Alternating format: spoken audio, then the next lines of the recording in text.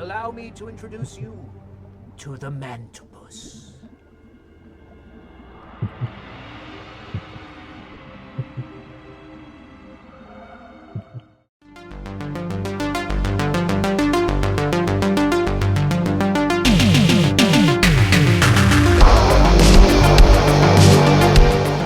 Joshua Kennedy writes, directs and stars in MANTOPUS, a celebration of schlock. And this is a movie which is taking place in the 1950s and follows a film director clearly styled after William Castle, who makes kind of schlocky B-movies, horror films.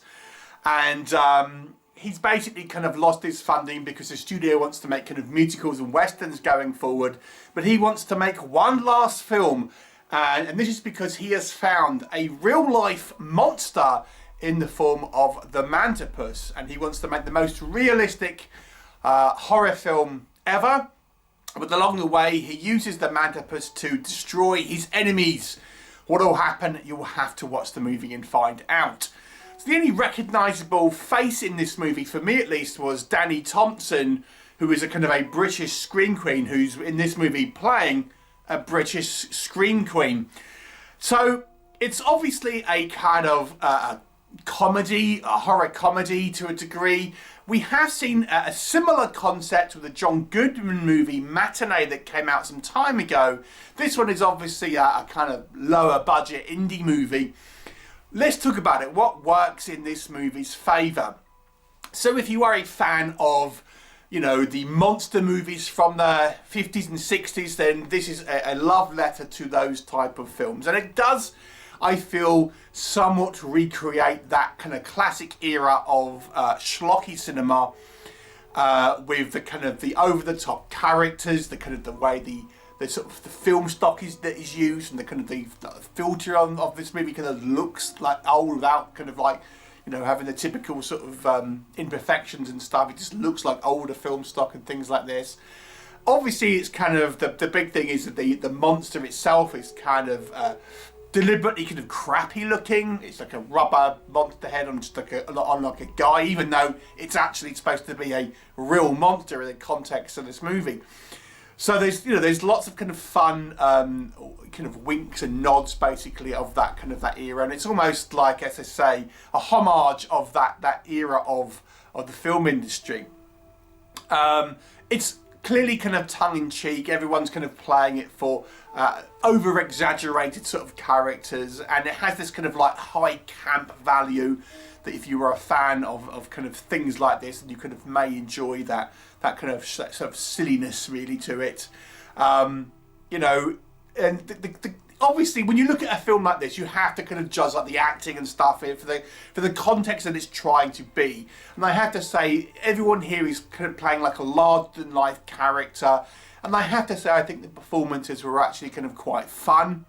You know, we even get a kind of a writer-director playing this kind of like this character who is, you know, very much kind of goes into a villain mode when he's deciding to try and you know, use this kind of creature for his own ends, to kind of like take out like the studio head who doesn't want to kind of give him any funding and things like this and stuff like that. We also get a few kind of like elements here that are added to the kind of the story, like our director is infatuated with his new leading lady, but of course that his wife is not happy about that. The MANTOPUS is actually interested in this lady herself, this leading lady.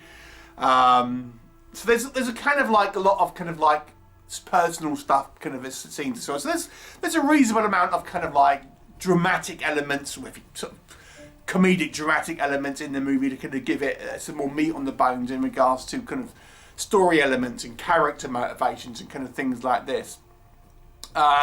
You know, it's not a gory movie or anything like that, and it's clearly not meant to be a scary film, but it does, I think, try to capture that sort of mystery of the films that it's tried to ape from the kind of the 50s and things like that. What doesn't work in this movie? I mean, I feel this movie is homaging these movies and kind of, to a degree, parodying them, but it's not really doing much different to what they actually did, if that makes sense. So, do you feel like, in a way, you're just watching a modern interpretation of those 50s films. So it's not really like, I don't really feel like it's adding much or kind of doing anything that interesting with the actual concept. I mean, maybe just as a sort of like, what it could have done, perhaps, this is just an idea for me, is this, that if the monster, the MANTOPUS, was actually like they made him look like actually kind of a proper, realistic looking monster, but everything else was exactly the same. Everyone else was still like a kind of like a caricature over the top, and the plot could have happened just the same, and it just would have made it look that much sort of different, and you know, it would have set apart from the movies that it's trying to parody. Because as it is, it kind of just feels like a modern version of that, and as such, I think it's like, well, you know, it almost eats itself in its kind of referential way of filmmaking to a degree. I think the joke is a little bit overstretched. Like I said, I don't really feel like it adds anything really new to this type of old-fashioned monster movie. You know, you'd expect a modern film to have a little bit more of a retrospective look to a degree, and like comment on those times but through a kind of a modern sensibility. But it doesn't. It just kind of recreates those films to a degree. So the movie ultimately becomes a little bit of a missed opportunity, I will say. And as I say, if you're not really interested in monster movies of the 50s, this is definitely not going to be of interest to you, because it is a low-budget modern film looking at 50s B movies. It's certainly a very niche audience, and I feel even the audience that it is serving, there would have maybe been other things that it could have done to make it more interesting at the end of the day. Like I said, this would have been fun had it been. It's one of these films like, you know, a kind of a 20-25 minute short as part of an anthology or something.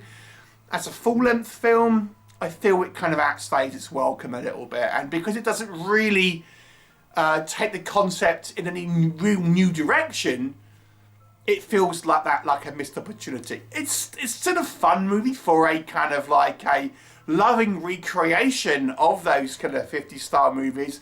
You say we get even the monster on the loose at the end, like all these films kind of tend to have, and you know, it even has that kind of dramatic ending. Is this the end of the story? So there's some things here to enjoy, especially if you do like those movies. But it just feels like it could have been more to this. It could have been a little bit cleverer, I think, and it feels a little bit like a wasted opportunity. For me, it's a 5 out of 10. It's all right for what it is, but I don't think it's anything too special. 5 out of 10, what were your thoughts? Leave me comments and I'll look forward to seeing you next time.